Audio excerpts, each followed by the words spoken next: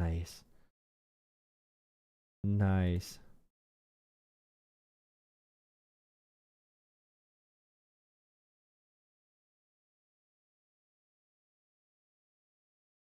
No way, dude. That's groovy as hell.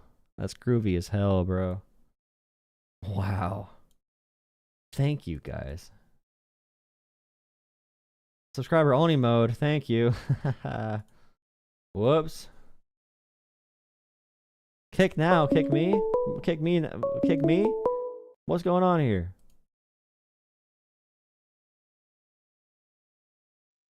Yep. Yep. Hello. What's up? This is the YouTube thing.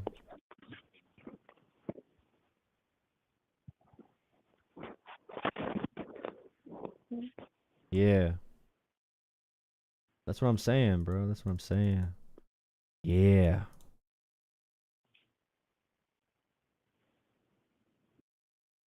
Exactly. Yeah. True. Truth.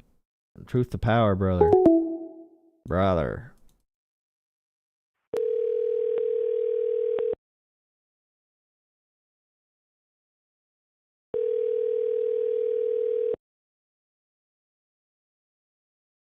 ATL. Hey, what's up, buddy? Hey. Hey, so why are you hating on Trump so hard? Because he is hiding the Epstein files. Gee, what about the Epstein's files? Everybody pretty much already knows all about the fucking Epstein. He was best friends with He Jeffrey didn't Epstein. kill himself in prison. Yeah, well, Trump did. They Trump killed did that. Well, Trump was president. Trump did that, right? Because Trump had to hide his tracks. No, Trump did not do that. Who did that? Trump Yes, was president. the CIA did it, just like they killed JFK. I think Trump did it. No Trump was part in best friends with him. Trump was best friends with him. He had to do it. He was president. So Trump also killed JFK too? No, but Trump was president during this one, so that's why Trump did it, right? No, Trump didn't do it. Okay. Also, Trump is cutting 80,000 staff from the VA. He cut cancer research in half in America. I like cancer research. I know people that have cancer. I want more research for that. I don't know why he cut that. And no, he didn't cut none of that shit. You're just listening to fucking false news. Oh, I actually look at the budgets, brother. You can Google the budgets if you want, but I look at the budgets. I work in policy. I know that he did that. I don't like that, brother. Like, well, I know you're a fucking pedophile, and you like all the waste. Yeah, because I'm in favor. Yeah, because I'm in favor of cancer research. That is true. No, yeah. Everybody's in favor of the cancer research. Well, why did Trump cut it then? If he likes it so much, he didn't fucking cut it. Yeah, he did. I mean, you could say that. All right, prove it. You want me to Google the actual budget for you? Prove it. No. Well, then why you say you cut it if you can't prove it? I'll bring it up. You're just talking out of your ass. I'll bring it up. I'll look it up for you because I know you don't know how to use Google. A little too advanced for you. Okay, let's find the Trump NIH cancer cuts. No, I'm too retarded to know how to use Google. No, you just don't want to because you're lazy. You sound like a lazy person. So, let me see. Oh yeah. Here we'll do a science here from Science magazine. Let's see the actual cut. So yeah, cancer programs down 40%. An overall 40% reduction for the NIH in general. Ending experimental treatments for cancer patients as well. So if someone is dying from cancer, they want to try something experimental, he's ending those as well. Right now, people are having their appointments canceled. So yeah, it's really bad. A $9 billion budget shrunk to $4 billion. I don't know. I mean, I guess he's using that for his rich people tax cuts because he loves rich people, including himself. So.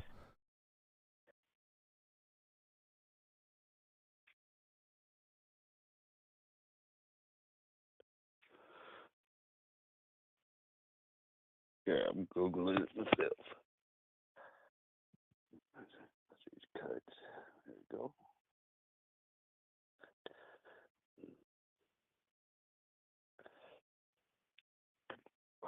go. Elon Musk and Doge cut a shitload of fucking pointless spending that the government was fucking doing, and everybody's hating on it.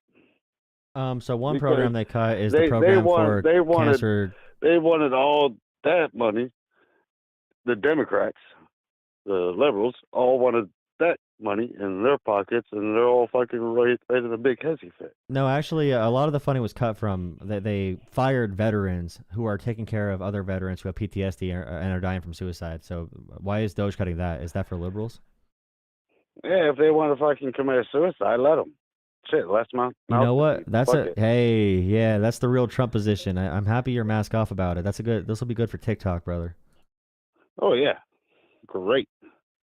I mean, at least you're being open about it. I know they don't care. I know they don't care, but at least you said it. That's why they're cutting the cancer research, because they don't care either. But at least you're gonna say it for them. I hope you should get a job on the campaign. Fuck it. Yeah. All right, sure, no. Hell yeah. I respect the honesty. Yeah, let's go. Yeah, less people, less mouths. Shit, that's why they created the fucking COVID, and they also created the vaccine as population control. Okay. So what do you think about do you support Israel? No. So what do you think about Trump giving everything to Israel and like pulling the chair out for Netanyahu? What they do is their own fucking business. I don't fucking support other fucking countries because it's not America. I'm more concerned with what goes on in America than other countries. Everybody else is more concerned on Israel and Russia and Iran and all that bullshit. And everybody wants people to pay attention to everything else and not pay attention to what's going on around them. Do you trust Elon Musk? Yeah. Why? Elon Musk brain is a chips in badass. us, right? Do you want a brain chip? A what? Do you want a brain chip? A He wants to put brain brain chips like I computers. ain't putting no foreign object into my body. It's kind of scary. He wants to, right? That's scary.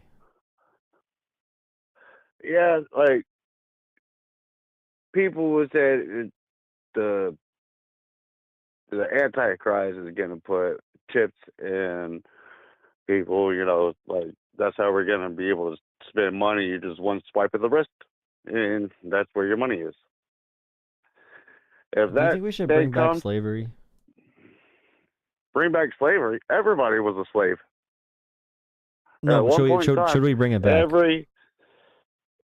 No. Okay. People are more worried about the black slaves. Well, guess what? Their own people sold their own kind to, white folks.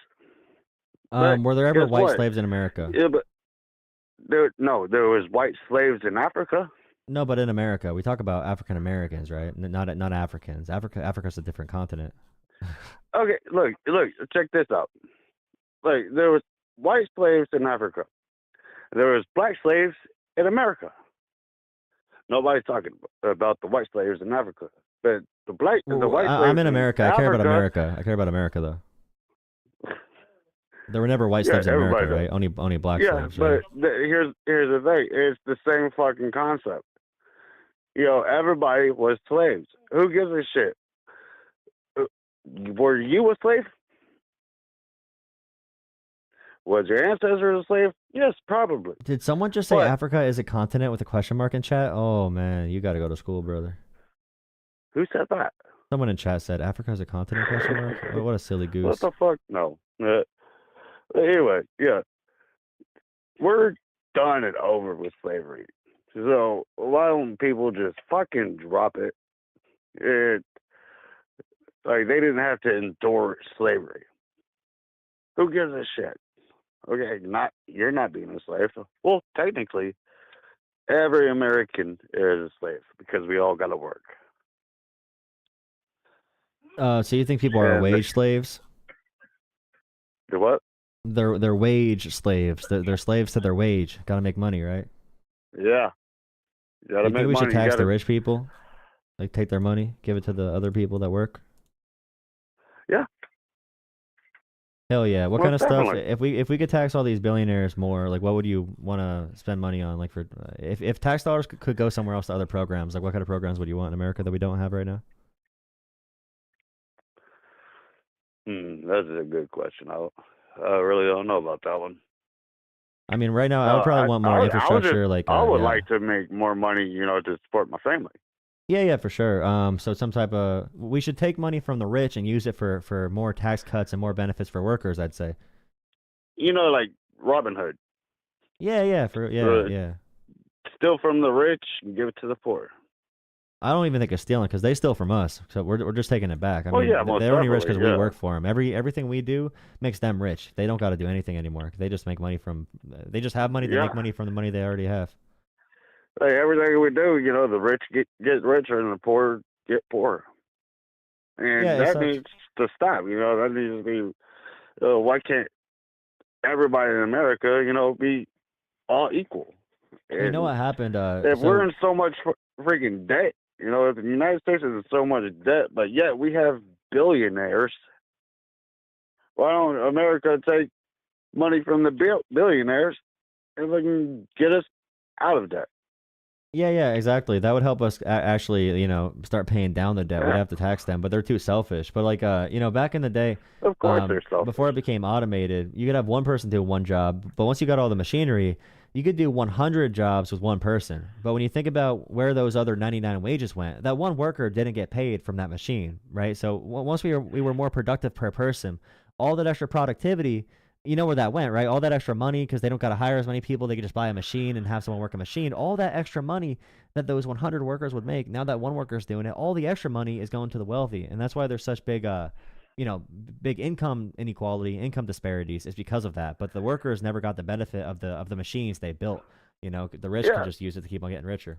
of course. The rich, they'll benefit for anything they can do to cut costs.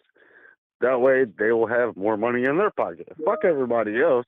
As long as they got money in their pockets, they're not worried about anything else.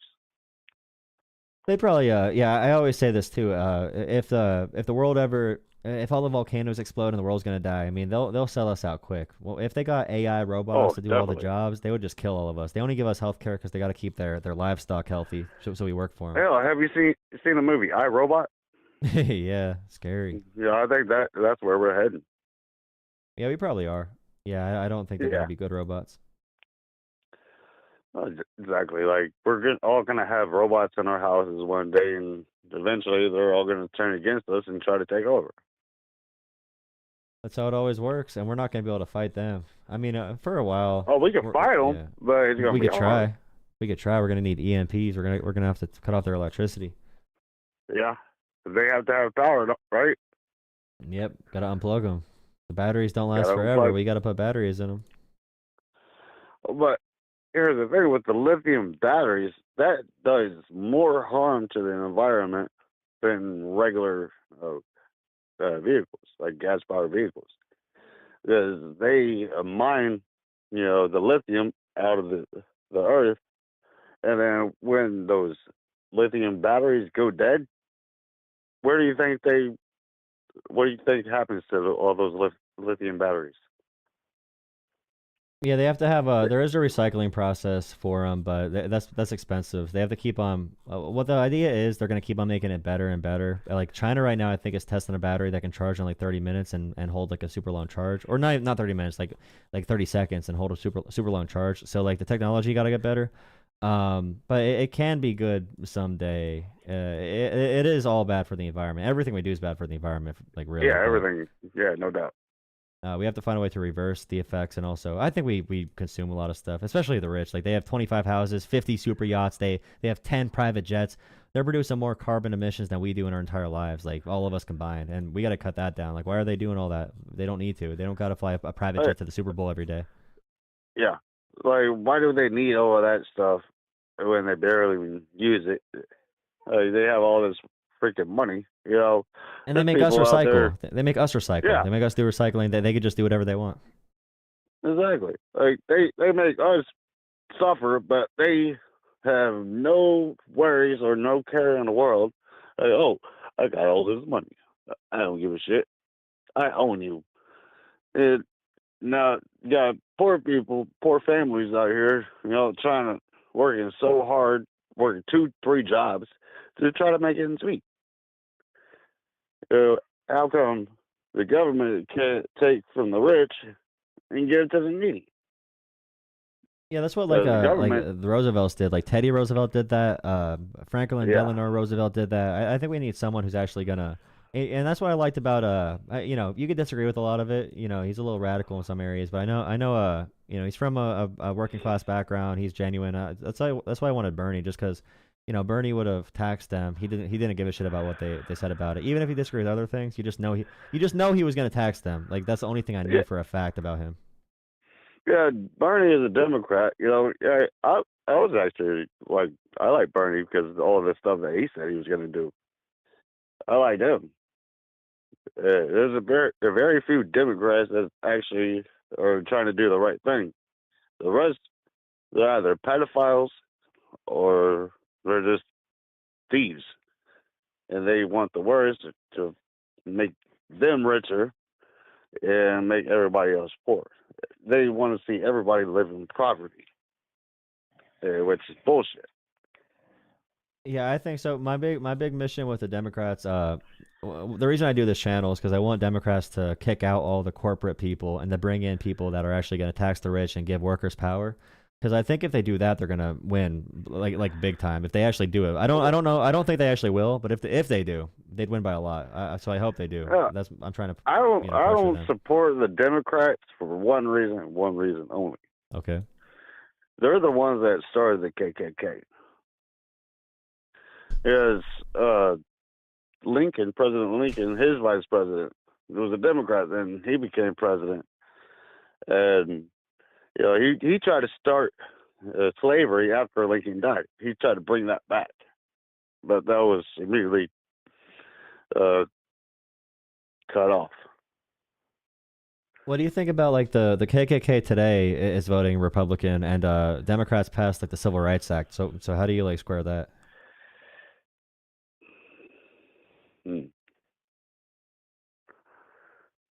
I have no words for that.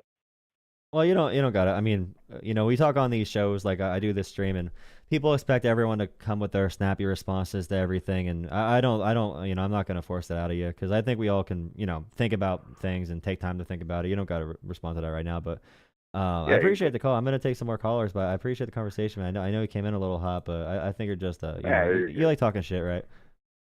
Yeah, who doesn't? Yeah, for sure. Yeah, I appreciate you calling in. Hope to see you around. Thank you for calling me back. All right, thank you. Have a good one. All right. I don't know. Again, dude, people don't realize how much Bernie Sanders would have won. They don't understand how much Bernie Sanders would have won in a landslide versus Donald Trump. Bernie Sanders would have made Donald Trump lose by probably 15%. Unironically, he would have won by 15% in the election. I know it sounds nonsensical. I know it sounds wild. But holy shit, they don't understand how this works. It's so painful. Holy crap. Okay. Please drop a like to the stream, hit subscribe. If you want me to keep going, I really appreciate donations to Jolah Politics on Venmo and Cash App, especially. I have a stream goal down there. I appreciate y'all. Take more calls now. Thank you guys. I think you saw through that conversation. Thank you, Sri, for all the donations. I think I was calling me a pedophile, and look where we ended. Look at where we ended up at. I knew it. It works with a lot of people.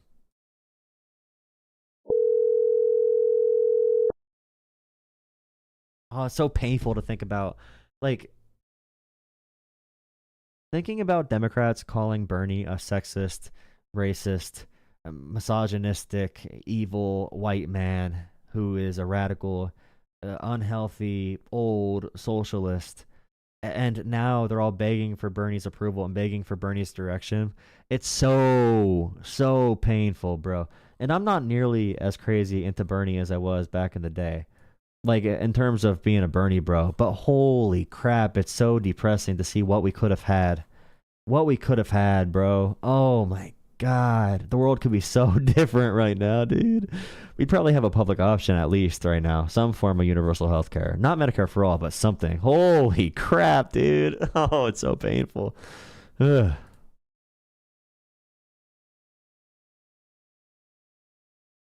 Okay, callers. Call back. 412 number. Thank you so much, Rita. Rita, for $25, Rita. Thank you so much. You didn't got to do that. You didn't got to do that, bro. Hello. Jolah. Jolah. Howdy. What's up, man? How are you?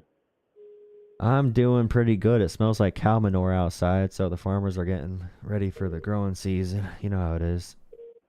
Farmers getting paid. Getting paid. I hope so. I mean, they might not be able to export anymore from the tariffs. We're gonna have to bail them out again. To China, yeah, soybeans. We're gonna have to bail out the farmers again, sadly, like we did the first time around. We don't need to export, bro. We just need to keep all that stuff here, man. You know.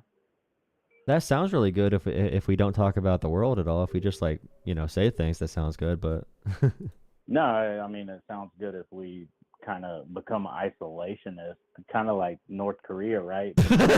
It's funny, right? But if America became isolationist like North Korea, right, the entire planet would just stop, right? Wait, are you making a real argument for America doing the policies of North Korea? No, it's funny that when I tried to block my number, I couldn't get through. But then when I let my number through, it got right through. But yeah, dude, I'm trying to say, like, if America became isolationist, right? I know you're like a total globalist supporter, bro. And globalism completely shuts down when America stops funding globalism. You know what I mean?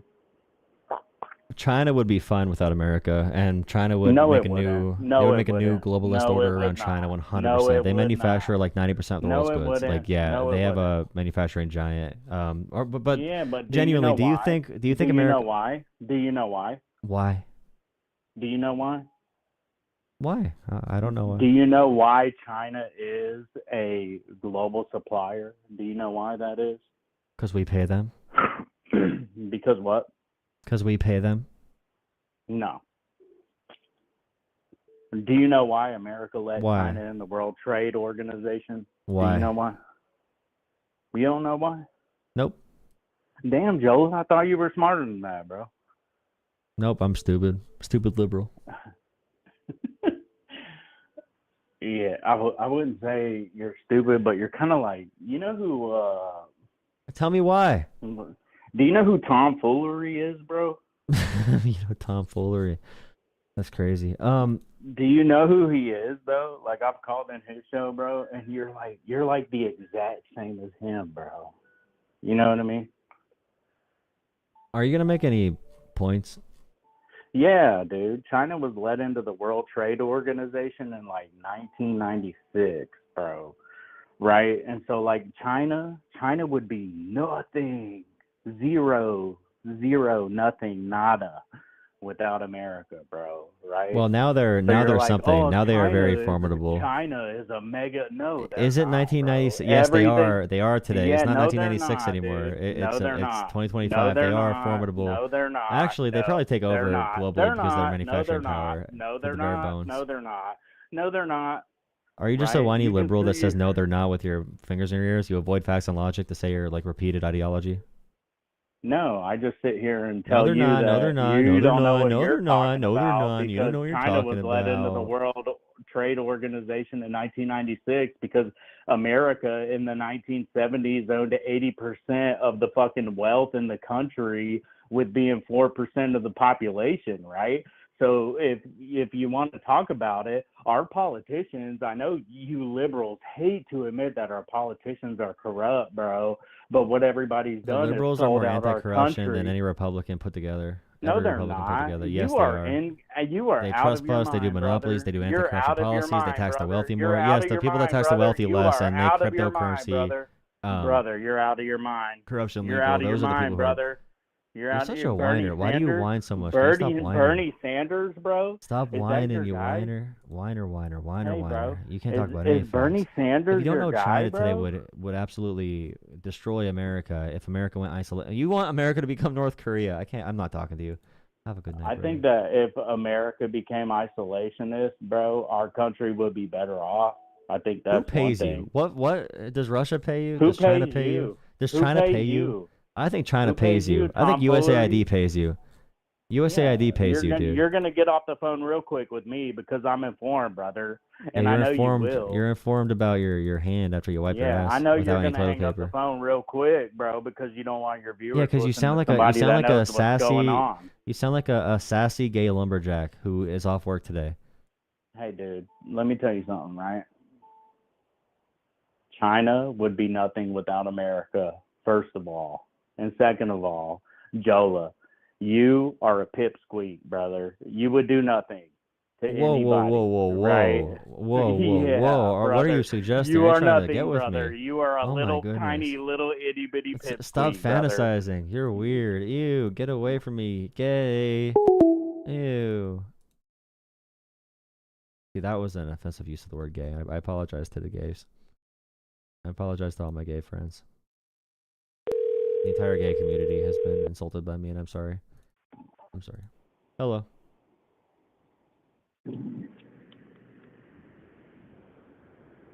Hello. This is the Politics, Jolah. What? Oh, hey, man. Howdy. So, I wanted to ask about the border situation. Because, I know that 55% of America approves about, Trump's position on the border and what he's been doing in terms of policy. I know in other areas he's at generally, kind of middle of the pack to poor approval ratings. But specifically on the border, that's, my one hang-up regarding the Trump administration. And, something I am kind of mixed on supporting. The border is really complicated because the border, most Americans care about the border much more than it actually affects their lives. The crime rate anywhere in America did not go up from the border crossings, even if you think there's too many immigrants coming over or, our asylum laws are too lax.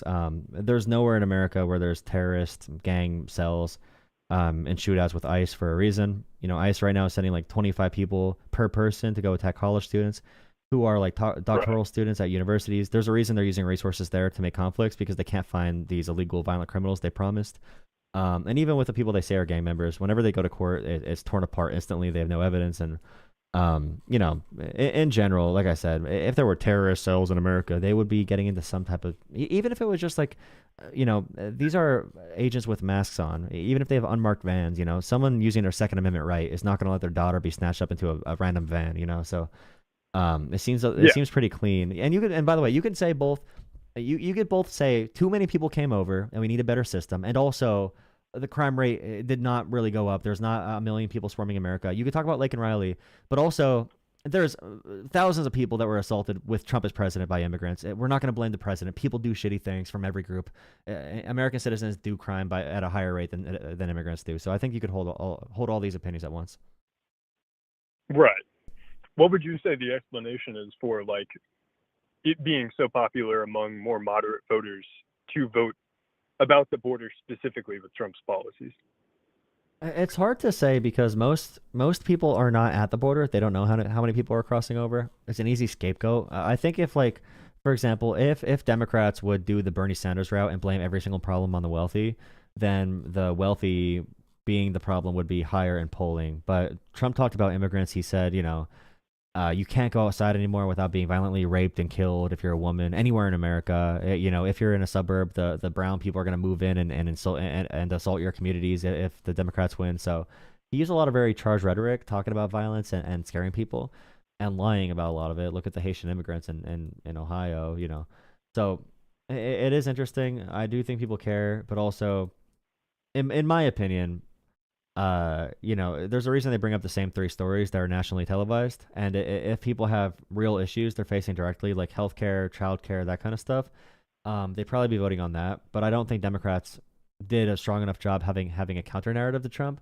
Because like Barack Obama was not easy on immigration. Barack Obama is the one that appointed Tom Homan, and Tom Homan got an award under Obama for doing so many deportations. So it's not like Democrats are lax on the border. So I think the way Trump talked about it is the biggest reason why people think it's the number one issue. Even the first time Trump ran, I mean, he had more border crossings than Obama did, I think. Yeah. Right. What because I've seen like a lot of stuff about Kamala also being like a lot more lax about the border. Would you say that's like an accurate take regarding like Kamala Harris specifically over like Biden or like other Democrat politicians? Democrats in general support the most popular policy, which is get the violent criminals out, illegal immigrants out, and give everyone that's here working in these communities a path to citizenship. It costs less money. It's good for the economy. It's good for our communities. Focus all the resources at the violent criminals or illegal immigrants. So I think in polling, most Americans agree with that over mass deportations by a pretty large margin. Now, if we talk about Kamala herself, I don't know if she has a super lax position. I don't really think so, considering what Kamala and Biden did. The biggest issues with Biden. So number one, America's asylum laws are very lax. You can come in America, claim asylum. You can go through a legal port of entry. A lot of people came here for work permits and just in general for work because COVID shut down the global economy. America was by far the strongest economy of any country in the world, especially in North America and Central America. Out of all those countries, it makes sense people would migrate here, which is why the Biden admin spent a lot of money helping like Guatemala build up their economy and supported Guatemalan farmers and stuff, because if those countries are more stable, you have less immigration from there. And that's actually working a lot now, which is helping stem the flow of immigration. Biden's final 6 months, we saw a huge decrease in immigrants. But yeah, the idea that we were suffering from an invasion targeted in America is also just like not true. We have very clear economic indicators for why so many people came to America during this time. And also, again, for the audience, we did not see the rising crime rate that Republicans are claiming. But I think Democrats are very weak messengers. So on your original point, Democrats suck at messaging. They're afraid to talk about any problem, any controversial topic. Democrats run the hell away. They're really weak and pathetic, honestly, and they need to stop doing that because I think their message is popular. And if they let Trump dominate the media cycles and don't give a clear countervision, then it's going to keep on going a certain direction. Right. That's pretty much all I wanted to ask about. Thank you so much, man. I really appreciate the call, man. Yeah, definitely. Really appreciate the questions. Appreciate the calls. Thank you for watching. Have a good one. Yeah, you're gonna help me debate my mom, so. Hell yeah. We gotta. You know what? If you want to, you can have your mom call in too. I don't know if that. Yeah, if you want to do that, you can try sending me a text on this number. Just say this is the mom guy, and I'll. If you want to do that, let me know. Yeah, word. Thanks, man. Yeah, this is the one topic I was hung up on, so yeah, appreciate it. Yeah, definitely. Yeah. All right, thank you too. Nice. Thank you so much for the donations. Again, Rita for $25 again. Thank you, Rita. And also, I saw you the other day. Thank you so much. Thank you so much. I really, really appreciate the kind messages. I really do appreciate that. I saw that other one last night. Really, really lifted my spirits. Thank you so much. And also, let's see. Corey. Thank you, Corey. Thank you so much, Corey, for $5. Thank you, Corey. Really appreciate it, man. Thank you, guys.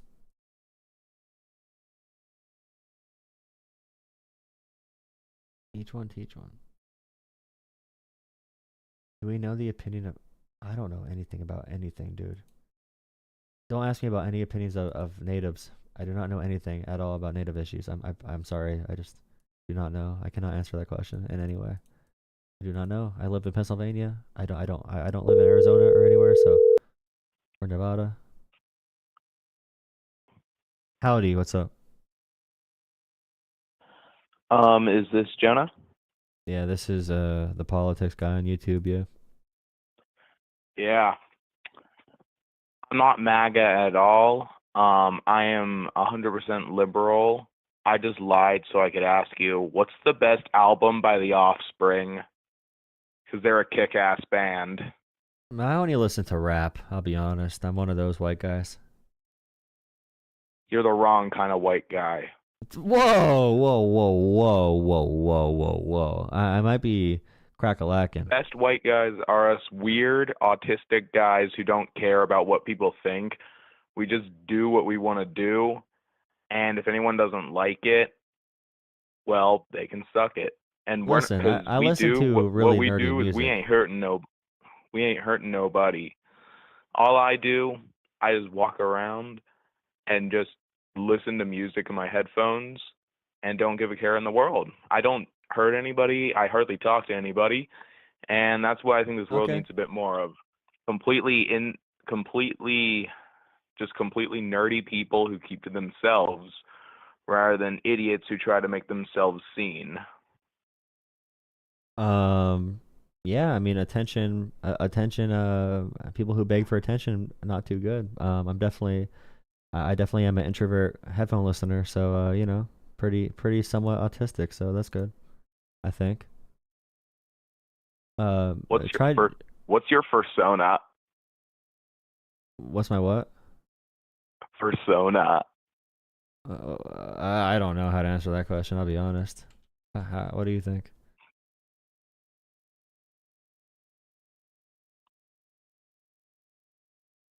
Fuck Trump. That's what I'll say. Fuck Biden. Fuck Kamala. Bernie Sanders is the way to go. What about AOC? Wait, what's AOC again? I swear I remember that. Alessandria Ocasio-Cortez. Oh my God. Yeah, I keep hearing that, but I don't really know what it is. Anyways, so I'm completely liberal. I lied about being MAGA to get on here just so I could say, you know,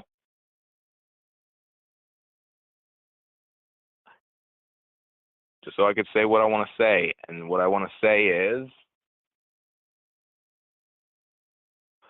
the Jews are controlling the banana supply.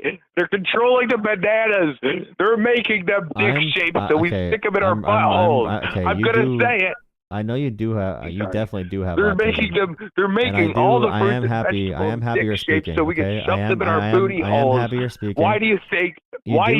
So many people go to the grocery store and buy vegetables? They ain't making anything with them. They're sticking them in their buttholes. Buddy. Okay, I appreciate you. I hope you play a lot of video games tonight, buddy.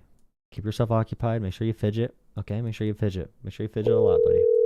Soothe yourself on your comfort toys and your keys. Play with them, maybe. Help you out. Hi. Hello? Hey, this is the YouTube thing. Politics. What's up? Yo, what's going on, man? Can you hear me good, or I need to take it off the Bluetooth? You're all right. All right, what's up, man? Trump is bad. Since you're the one questioning it, can you tell me why he's bad? He's cutting our cancer research. He's cutting our VA programs. He cut a lot of veterans from the government. He's cutting a lot of workers for the veteran suicide hotline, all just to fund his tax cut for the billionaires. And I think that's really bad. We should probably help the vets and help cancer patients instead of helping billionaires. I agree with you on that, but like, what were the two options? Like, come this past election, it was Kamala and then Trump, and I honestly, like, regardless, like, say I was bipartisan. Wouldn't I say that Trump was the better choice? Wouldn't you agree? No, not at all. I mean, under Kamala, cancer research would have gone up. Veterans would have had more help for their more mental health care. We would have had probably expanded health care of some kind, and also we would not be doing like tariffs to crash the economy. For every metric, for any logical reason, Kamala was better with policies. Didn't Trump go back on the tariffs because because our money is a petrodollar? He went back on that, and he actually agreed that he shouldn't do the tariffs. And we're still doing the tariffs. We are still doing the tariffs. They're currently happening. They're still happening. Can you name like 3 countries that is happening to? No, actually, there's more than that. But like, it was like mainly Canada, Mexico. Every country. We have tariffs on every country in the world. Every country. Now let's say that is true. Wouldn't you say that their tariffs are probably higher than ours? No, so we're taxing like previous to this. No, we're tariffing at the highest rate probably in American history. China definitely is like 200%. It's crazy, but also like yeah, we're tariffing coffee. We can't even make coffee in America other than like Hawaii, and we need to import coffee. The fact you don't know about this is actually pretty impressive. That I don't know about what that about the terrorists. The tariffs, yeah, it's a pretty big news story, man. Dude, I've been like fully on this, and I know for sure like he wanted to do these tariffs, and he didn't really like it didn't never really took effect. I It's know that taking for effect sure. this week. Like this week, it took effect, man. Like you can So Google it it. hasn't taken effect yet. It's taking effect now. Like okay, so it's been taking effect. So like let's say we order something from China. All right, it comes over in big cargo ships. Those ships take around. If you order something, that probably took like 40 days. Okay, 40 days from China to be shipped across the ocean to America. So right now we are having less orders be done, and truckers are being fired. UPS is firing people. People who work at ports are being fired because the ships are not full, and the tariffed ships with the ships that are paying tariffs, those are going to be coming up now. So there's a lag between when we're going to see the supply chain snap, but that's currently happening. Would you agree that there was like a deadline, and right when the deadline was going to be affected, it went back, and there was another deadline that took place. So when he said, okay, so like the original tariffs were insane, like 80% on random mass countries. The Penguin Island is the big mainstream thing they talked about to make fun of them. But when Trump did all that, he walked it back to 10% for all countries. The 90-day pause was for the other crazy tariffs, but he went down to 10%, not no tariffs. So every country's at 10%, other than like Mexico, Canada for certain goods, I think. I forget. It changes every day, but there are some countries that might have higher for certain goods. Some countries have lower, but every country has at least 10% on every goods, every good, and then China has like 200%, whatever it is now. So you're saying at this time there's like a 10% tariff on most of these places that you're mentioning, right? Yeah, minimum. Yeah, minimum. They have 0 deals with countries announced. Yeah. Now, would you say that he's using this for leverage in order to implement his actions that he wants to do? Like he's using this as leverage. I don't even think he necessarily wants to do these terrorists. It's just that a lot of these other countries are doing pushback, so he's using this as leverage in order so he can implement the things that he wants to do. Well, no, we're America. We can just negotiate with countries without crashing our economy or raising taxes on Americans. This is raising taxes on Americans for no reason, crashing the economy. He can just simply negotiate like he did his first term with. No, I do agree countries with you. If his idea of the tariffs was to be implemented, it would crash our dollar. That's why we have leverage over these other countries. I do agree with you on that. But I do think that his plan, of playing 4D chess, is that these other countries want to come as if they are they even have leverage where they need us more than we need them. Do you agree? If the value of the dollar collapses with the stock market, we're gonna see stagflation like we did under Jimmy Carter. So like stagflation is bad. The economy does not grow, and the price of the dollar, the value of the dollar goes down. So that's not a good thing. It would kill America. We'd probably have a Great Depression. Now, say these tariffs was to work out. Okay, his plan was to implement more jobs coming here, because I'm sure you know this, but like many big companies, what happens is that we live in a hold on, give me one second. Hold on, I got a baby right here. Give me one second. You're good.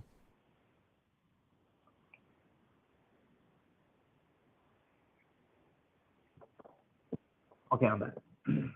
So yeah, basically, his plan is that many companies, they're all about they're all about maximizing their profit. Okay, and what happens is that when the company gets so big, they just move their jobs overseas, which they can make their products cheaper. But with tariffs, they will bring the jobs back because of the percentage that if they was to get imported, they would basically bring the jobs back. I've actually heard that many companies want to bring the jobs back to America because it would be cheaper for them to be here than over there. Would you agree? So in concept, that sounds like it makes sense, but we're crashing the economy in the process. That'll drive up costs for Americans to the point where Americans are going to be on the streets, like unironically. We're tariffing pharmaceuticals, we're tariffing other medications or just medications in general. We're tariffing pretty much every single thing Americans use. Small businesses are going to go under. Like everyone's gonna suffer. Right now with Trump being just like a baby with it, changing it every day. So like, are you familiar, for example, with how long it takes to move a factory from like one country to another? Like how many years it takes to build a factory and to move like a supply chain? I think it's 10 years. Yeah, so like, that's a big thing with this. If Trump is gonna do it on and off like a dictator, and I use the word dictator because it's literally just him making the decision. It's not Congress. So if he could just turn it on and off whenever he wants to, that company will probably just wait to invest in America or just ship from Vietnam or India instead of China. If we're going to give lower tariffs to those countries, because it's still going to be cheaper, for many different reasons. They have larger workforces, they have lower wages, a bunch of different reasons. So what's going to happen most likely is a freezing effect, a market paralysis, they would call it, because they'll just say if Trump's going to change it every day, it's not an actual law passed by Congress. That they're not offering any subsidies or tax breaks if we move our stuff back to America. So over the next 4 years, they might just reduce the investment, and then hopefully, if Trump changes his mind again, things will be fine for them. But yeah, when I see the biggest investments, it's from like China to India or from China to Vietnam. To increase American manufacturing, you need to do subsidies, actual planning, and actual tax credits. So like look at the Chips and Science Act that Biden did, for example. That's a really good model for how to increase manufacturing in America, and it actually did work. And you could see manufacturing in America, the investments really surge under Biden for that reason. So if you look up the Chips and Science Act and the tariffs that Biden did do, because I know people say Biden did tariffs too. Well, Biden did them in a smart way. So look up the Chips and Science Act, look up the tariffs Biden did along with those, and you'll have a good view of what I mean for when I say you need to like do certain things to support an industry and do like actual policy. Well, honestly, I do agree that tariffs are bad. I do agree with it. I just think the idea of it and his whole reasoning for the tariffs was that before income tax, a lot of the government's wages were made from tariffs. And I think that's his whole ideology when it comes to the tariffs. Now, when I'm talking about tariffs, like the idea of it is very good, but I can see the problem with it, and you make a lot of sense with it. And I do believe it will crash the dollar.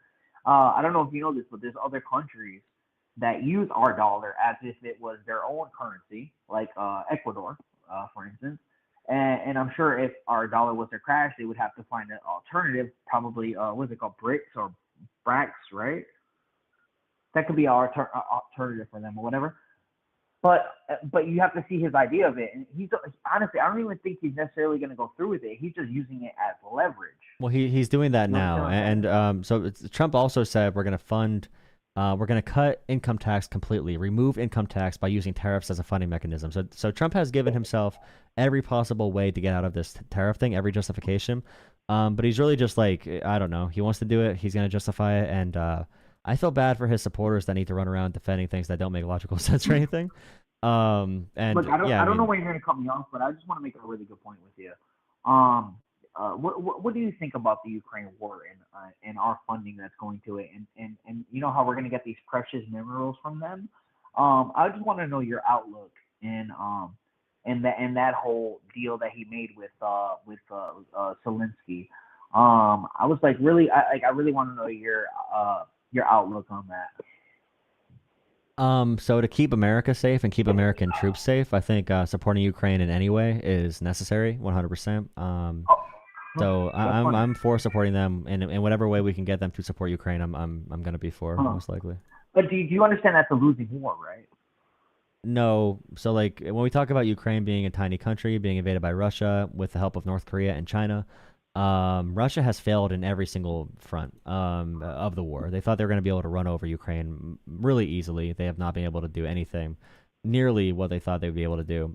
Ukraine has had a strong front to prevent Russia from taking the capital city and to push further into Ukraine. They actually pushed back the initial Russian aggression. So by every metric, Russia has been dominated in this invasion they launched. But yeah, supporting Ukraine is totally necessary disagree. regardless. I totally disagree, and I think Crimea was ethnically Russian in the first place. Most of them spoke Russian, and they voted to be annexed, but Ukraine wouldn't let them go, and they assassinated a lot of their political rivals that was happening at that time. Regardless of this, do you know how much approximately we spent on that? Like, we helped them on that war? Do you know the number amount? It's around 120 billion, but also the ethnic argument. The ethnic argument is really dumb because that's the same argument Hitler made for invading Czechoslovakia as well. They were ethnically German, and you can sigh all you want, but just because you don't have any knowledge on this doesn't mean you can just like be a brat about it. Like, that's I do have knowledge on it. I think I have That's more the same knowledge argument than Hitler a used typical for Czechoslovakia. Well, you should know it's the same argument they used and the justification they used. You should know that. I'm not saying you're Hitler. I'm saying you're using. I'm saying okay. Just because you're borrowing arguments from Hitler does not mean you are Hitler. You just agree with him. You agree with Hitler's justification of things. No. I just might be aligned with ideas. You just might be aligned with Hitler. Yes, you are aligned with Hitler. Good. No, I'm not aligned with Hitler at all. And there might be a point that he made that might have been. All right, out of everything Hitler did wrong, there might have been one good point that he had? Wait, do you realize that Czechoslovakia and this point from Hitler is the justification he used for invading pretty much every country he aggressed upon? Oh my God! Honestly, I hate this Hitler. I hate this Hitler. We're cooked. Yeah, because you lose it. Because you agree with him. Because you realize, oh shit, I agree with the Nazi argument. Hitler bad. I agree. No, I'm not making Hitler bad argument. I'm saying that the reason you make the arguments like that is to shut down critical thinking in people's brains. When Russia annexes territory from a country and holds guns to their civilians' heads to force them to vote a certain way, puts their kids and women in concentration re-education camps, and traffics their kids, of course they're going to be in a position to say, oh, we have to be pro-Russia now. No, but prior to the invasion, Crimea wanted to annex to Russia. Nope. They could have just left. The polling did not, because they voted to leave the Soviet Union as well. Leave with their home. And regardless, they could walk to Russia. Regardless, you cannot invade another sovereign territory. Regardless. And that does not even it doesn't even talk about the rest of the war as well. Now back to the number that we spent on that war. United States helping Ukraine. Did you know that it only takes $24 billion to end homelessness in the United States? So you know that we could have ended homelessness. Oh, wow. We just gave that to Elon Musk in government contracts, and we gave trillions of dollars to the rich in tax cuts. We should use that for the homeless and Ukraine. Wow, that'd be awesome. Yeah, I agree. That's a great point. That is a great point. I can't even argue that. That is a We're great cutting. point. You realize, you know, Trump is cutting 80,000 workers from the VA. He's cutting cancer research in half. He's cutting the National Park Services in half. He's cutting Social Security workers in half. So there's a 10-hour wait on the phone line, and he's gonna give all of it in tax cuts to the ultra wealthy. But you want to beat up on Ukraine? But did you see the USDA when they were like funding like transvestites and like fucking I forgot what. Oh no, trans. Oh well, okay. So you realize that your arguments are really pathetic if you're gonna bring up trans people in this whole thing. All right, you know what? I want to say that I'm sure you are more knowledgeable than I am, but would you agree that I have at least more knowledge than the average American, and I'm actually trying to make a good point? I don't. Okay, you're not making the issue here is you talk about caring about homeless people in America, but you're ready to trade all of it because you're crying about trans people. You go right to trans people. Your brain is polluted with political talking points. It's just so annoying. You're gonna bring up trans people and bring up Hitler arguments for Russia invading Ukraine. It's just stop watching whatever media you're watching. Watch me instead. I'll save you. I like you as liberal, but I just don't agree that Trump is bad. Okay, well, on Russia and Ukraine, I want to support Ukraine because it saves the entire free world. We should support the free world, especially when we can hinder Russia, who puts bounties on U.S. troops, and we could help ally that we help denuclearize, defend themselves from Russia. We have no boots on the ground. We're not getting involved in it, but they just want ammunition and missile defenses. So yeah, I want to support Ukraine. And it'll save American lives to do so. That the whole post World War II order is a good thing. I can tell you why Ukraine is going to lose this war. They don't have enough people to fight the war. They're getting funded directly by the United States, and Russia is just playing the war game of nutrition. They're just letting them die out. They're going to die out eventually. That's a losing war. That's $124 billion that you just mentioned, I think. Down the drain, like poof. It's not okay. The idea you're saying is down the drain. You would have been like, oh, we can't fight against Hitler. Let him do it. I mean, it's going to cost money.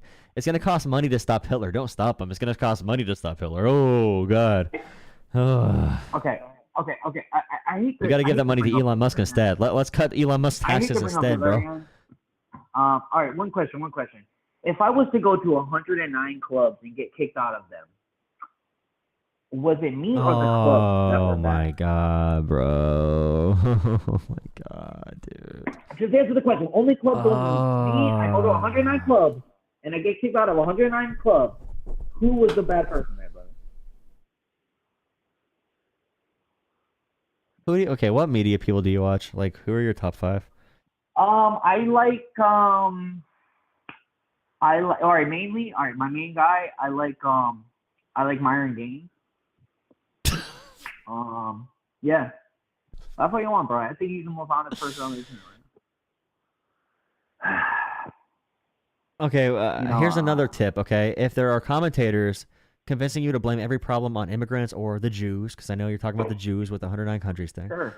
If they're talking to you about that, they're getting paid by the ultra-wealthy to distract you away from their power grabs to take our freedom. So you focus on trans people and Jewish people and other minority groups, so we never go at the actual enemy, which is the wealthy. That's what they're doing. He's paid by dark money. In this instant, it's not Jews.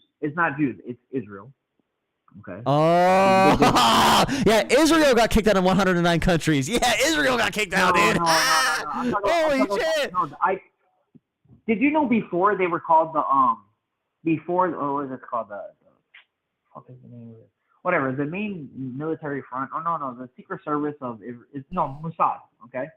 I think they used to say that they used to use things in deception. So a lot of the shit that your ideology comes from deception, my friend. No, I'm talking about facts about the power imbalances in the world. You're talking about trans people and Jewish people, and you're citing Hitler arguments for Russia invading Ukraine. You are down the insanity rabbit hole, my friend. You listen to a manosphere content creator for your political takes. You listen to a pickup artist, podcaster for your political takes. Look in the mirror. Pick up a book sometime. Not Mein Kampf, but pick up a book. Hold on, he got raped from pickup artists? You get your political takes from a pickup artist that runs his show by getting dumb Instagram models to talk about dumb things on camera, to be misogynist. Like, that's the whole reason you get your political topics from. Oh, we're cooked. Okay, have a good night, man. Thank you so much for becoming a tier 2 member. Welcome to the channel. I don't think I ever saw you before. Thank you. John Luke. Thank you so much. Johnson, thank you so much for tier 2 membership. I really appreciate that. Please drop a like and hit subscribe. Thank you for all the donations. Of course, donating to Jolah Politics on Venmo or Cash App or PayPal as well, or through the coffee link for text to speech. That was. I listen to Myron Gaines for my political takes, bro.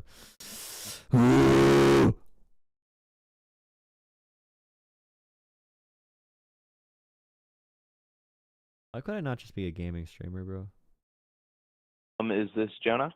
And then I'm actually trying to make a good point. I don't. Okay, you're not making the issue here is you talk about caring about homeless people in America. That's about the power imbalances. Oh my god, dude. He's like, I should have been nice to him because he wanted me to say he's a good boy, right? He said, "Am I a good boy? Do I have good arguments? Please tell me I'm smarter than the average person." And I should have been nice to him. I hope you're still watching, buddy, because I think that you are savable. You're redeemable, okay? And I will walk you. Let me guide you. Good night. Have a good night. Have a good night, Rita. Thank you for watching. Have a good night. This is why I can never vote for you, Jolah. Oh, shit. Agonize on the YouTube comment section. Can't vote for me. Oh, no! Oh, God. Okay, I'll take one more caller for tonight. If anyone wants to talk, call the number, drop a like, subscribe. Thank you for watching.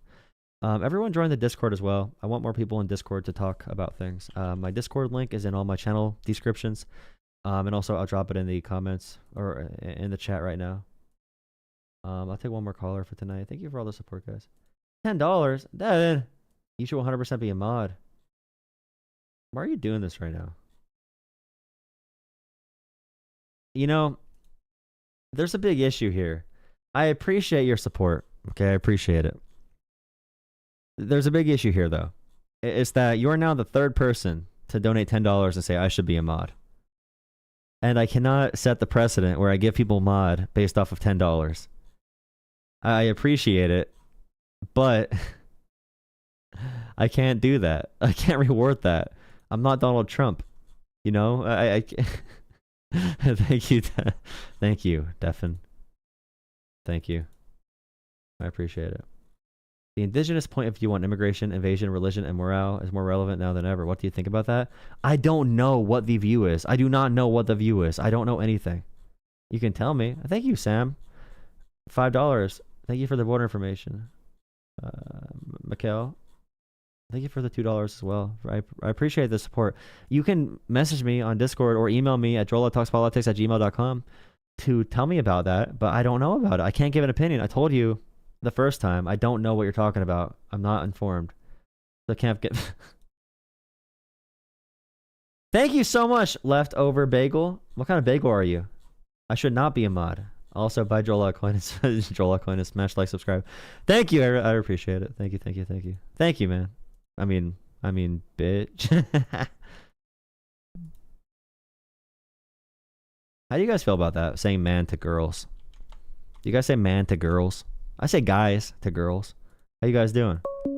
I feel like if I said how you girls doing, I'd be weird. Like if you see two girls or two women talking, how you girls doing? I'd rather just how you guys doing, you know? It's weird. Call from. Hello? Yeah. I can't hear you. I can't hear you. Your microphone is like really choppy and everything, and I'm hearing echo as well. I don't know if you could fix that. I don't know. Whoops.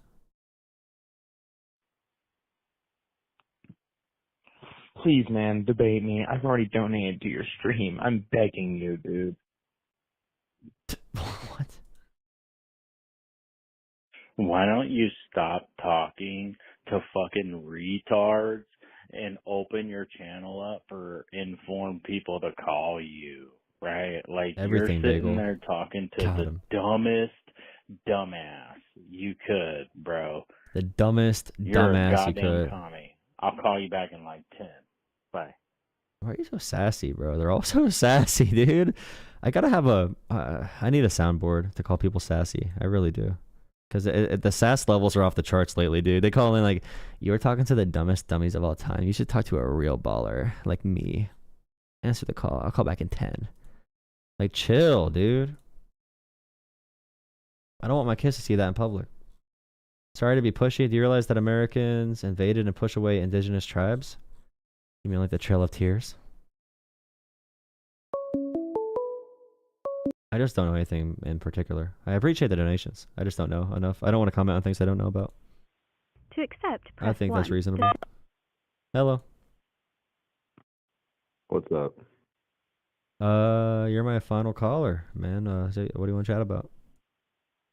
Oh man, I just wanted to sing the praises of colonialism for a minute, if that's okay. Colonialism? Oh, I don't. Okay, I know. let's hear it. So, I don't know anything about colonialism. Well, you had the diversity is awesome thing on your. Oh, header diversity is there, awesome, so. but colonialism is a different thing. Well, yeah, I know. So, my family's Guyanese, right? And last year I was at my great aunt's birthday party. And if you don't know anything, Guyana, it's a British colony, or what used to be. And what the British did is they brought people from India and Africa there. Africans are slaves, Indians are servants, and so when I'm at my, when I'm at this little reunion thing, there's a lot of Indian and African people there. So if you appreciate diversity for diversity's sake, it's a very interesting kind of community. And it's also an opportunity to make the observation that, hey, maybe colonialism, yeah, bad at the time. So you wouldn't say that's like a. So you're okay. You're not saying it's good. You're saying that if you value diverse cultures, then how things ended up can be okay, but the act of it was not good. Okay, that's okay. Like diversity's sake. That's all I'm saying. Well, I don't value diversity for diversity's sake. I do value it in terms of being able to accept outside cultures, for example.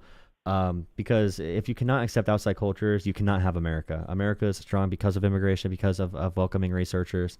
And right now we're actually falling as a global economic power because we're losing AI researchers and other researchers to other countries because they don't want to come to America because we're turning to authoritarianism. Sure. But yeah, diversity is good because we can accept the best of everyone from every culture. They can come to America and bring their talents here.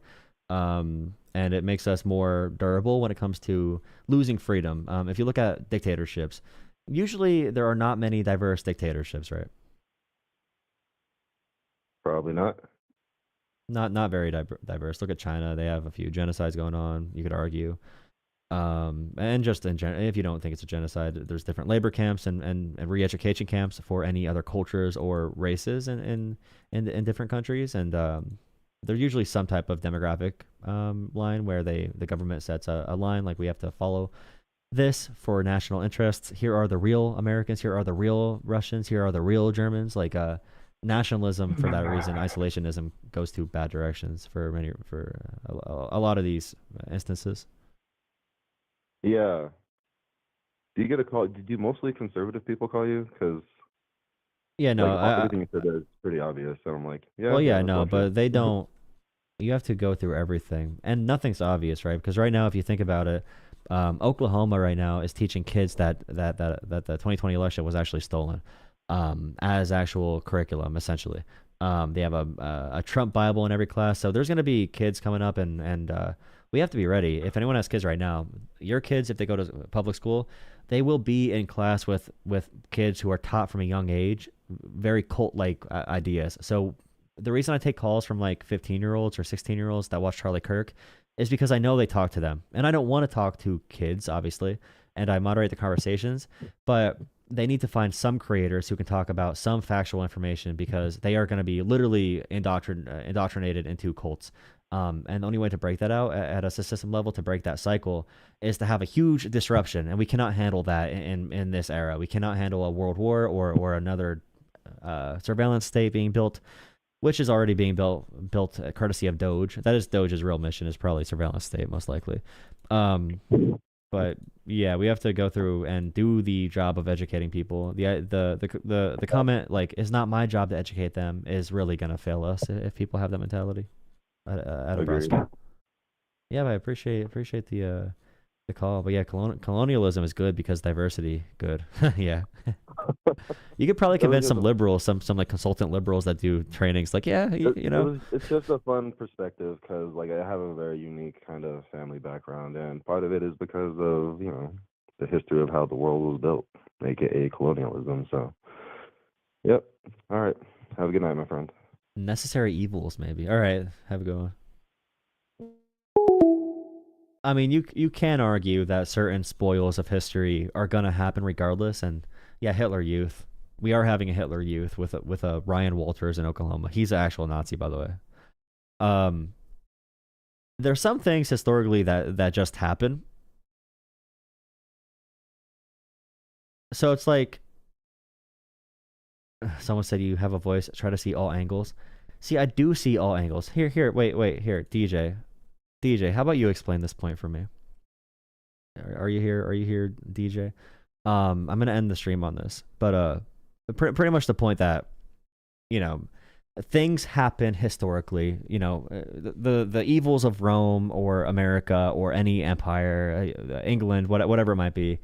That's gonna happen. Those things are gonna happen historically, and what matters now is probably how we address issues pragmatically, taking historical issues into account.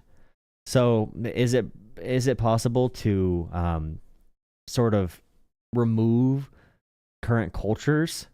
So like in America today, if there is somewhere considered to be stolen land by people, is it an actual option to go and say, well, we're going to take that land back, like the land back? Maybe not, but can you take, for example, reparations into account and actually do them effectively?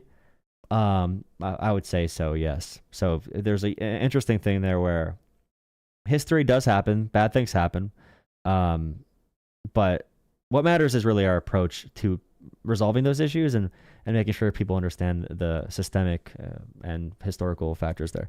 But yeah, I'll let one of our mods continue that point because I'm tired, and DJ's good at talking, and probably I'm guessing I'm guessing this is a topic that would make DJ fired up.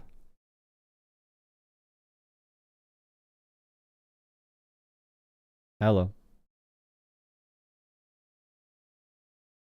Ooh. Ooh, wait, whoopsies. Is this a topic that gets you fired up at all? One sec. On speaker. Say that Oh. again?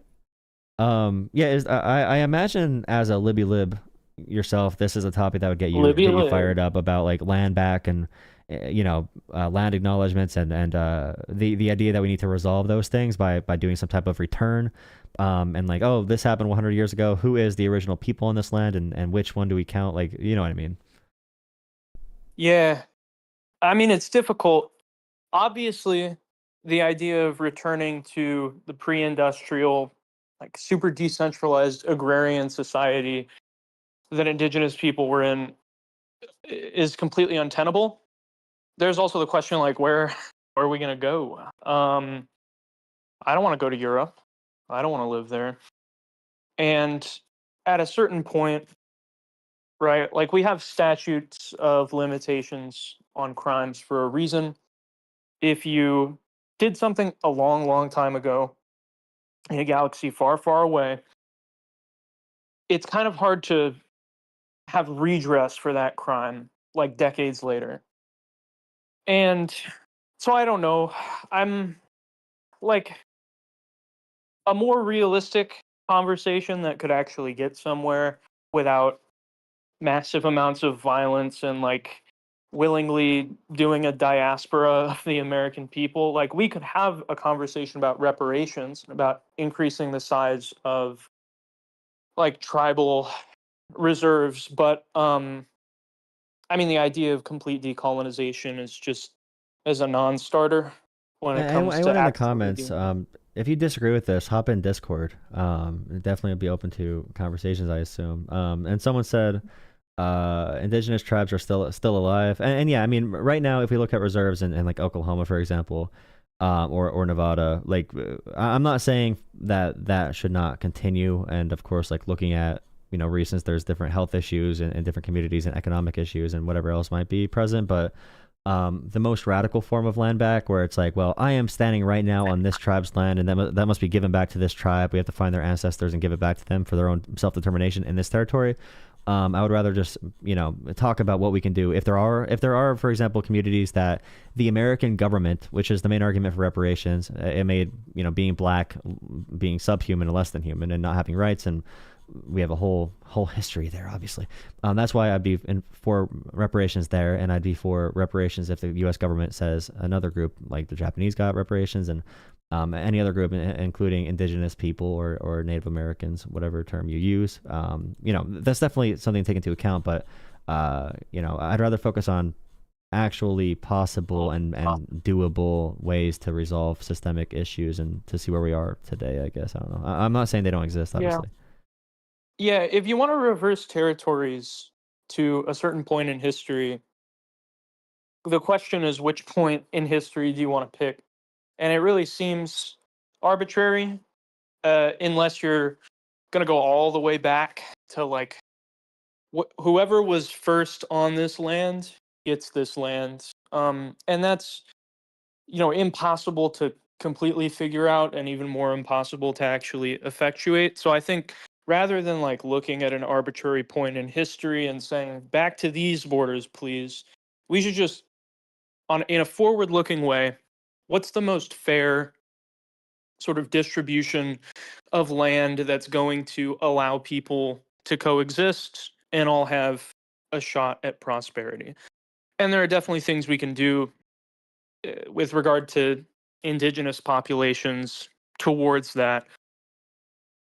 But that doesn't, Have you ever there's debates on, for example, I know one situation in rural, so like Indiana, Ohio, Pennsylvania, a few other states have high Amish populations, and there'll be, so like this is a good public policy thing for people.